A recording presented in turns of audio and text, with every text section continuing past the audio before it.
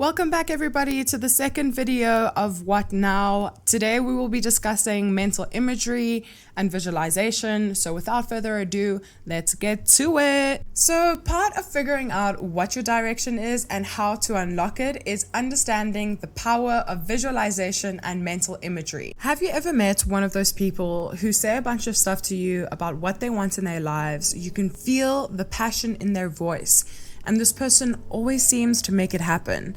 And you're kind of jelly and kind of wish it was you. Well, listen here, peeps. That can be you. You can be that annoyingly awesome person who everyone tries to hate but actually loves because no one can deny your swag. Last episode, I explained the importance of thinking properly and how to do it.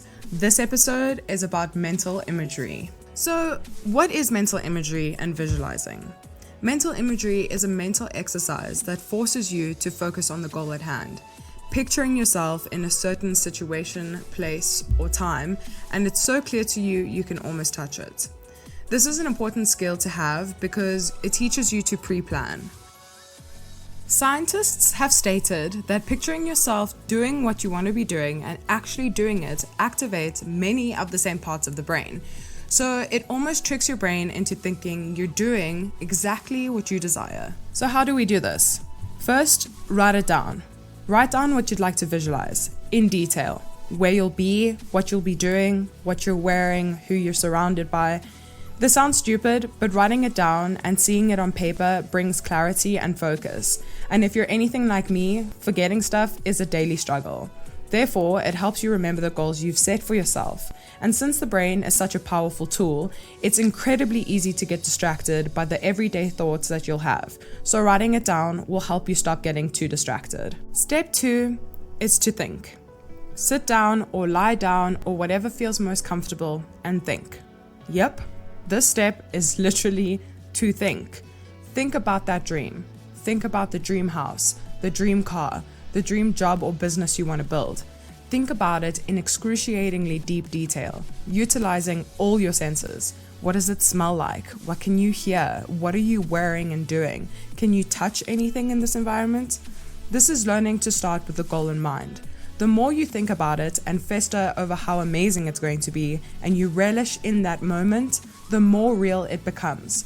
This thinking strategy builds those little steps towards that goal in your mind without you even knowing.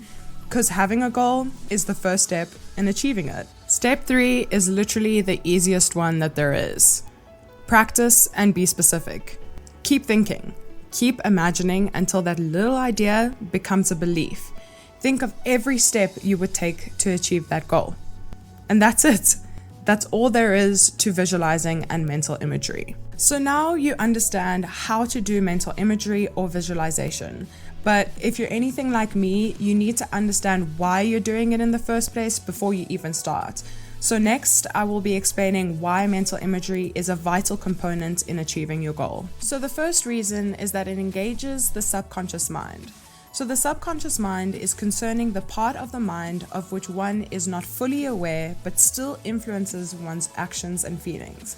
By visualizing, you are creating an intention for yourself, for your week, for your weekend, and for your life. That intention gets stored into your subconscious. So the more you engage with visualizing and mental imagery, the stronger the storage in your brain will be. And those intentions or goals will pop up into your conscious brain more often, making you more aware of your goals and therefore causing you to focus harder on them. So the second reason for visualizing is that mental imagery allows you to recognize the resources you need to achieve your goals.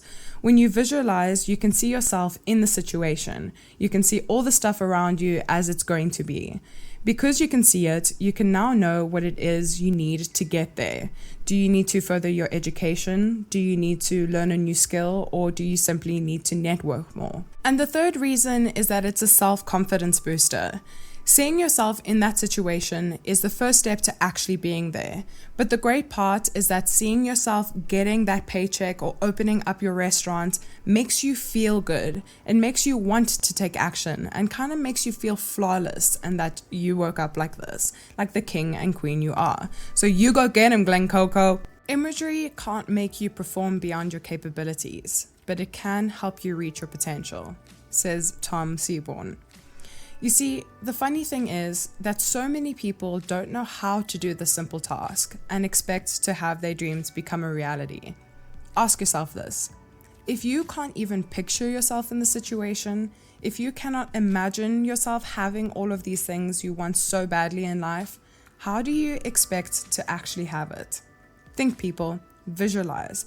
Make it so real in your head that you don't have another choice but to take this imagination into your own hands and make it your reality. And that concludes this episode of What Now?